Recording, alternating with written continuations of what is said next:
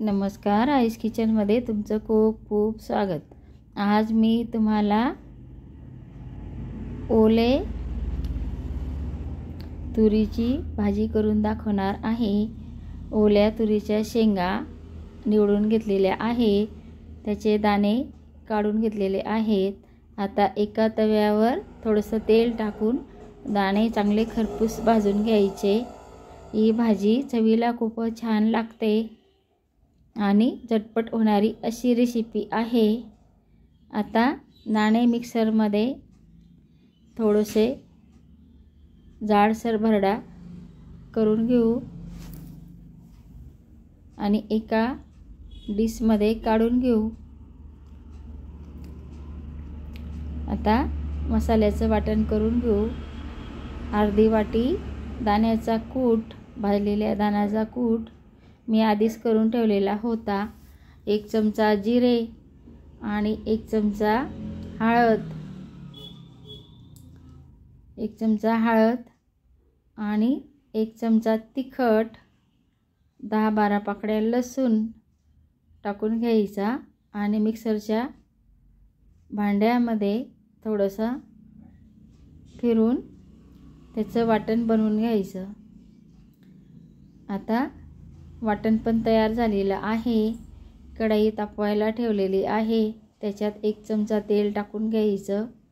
तेल चांगलं तापलं की मग त्याच्यामध्ये वाटलेलं वाटण घालायचं आणि खरपूस मसाला तळून घ्यायचा.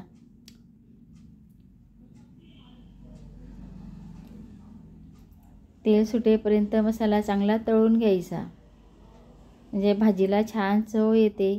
त्याच्यासाठी मसाला चांगला परतून घ्यायचा. आता राहिलेला मसाला पण त्याच्यात टाकून घेते आणि चांगला खरपूस तेलामध्ये परतून घेते. ओल्या तुरीच्या शेंगा फक्त हिवाळ्यामध्येच मिळतात, त्याच्यासाठी ही भाजी हिवाळ्यामध्येच खायला मिळते. तर ही भाजी करून बघा. अगदी सोपी आणि खायला चविष्ट अशी भाजी आहे. आता थोडंसं पाणी टाकायचं आणि तेल सुटेपर्यंत चांगलं परतून घ्यायचं. आता तेल सुटलेलं आहे. आता त्याच्यामध्ये वाटलेले तुरीचे दाणे टाकून घेऊ. हे बघा, अशा पद्धतीने तुरीचे दाणे त्याच्यात टाकून घ्यायचे. परत मिक्स करायचं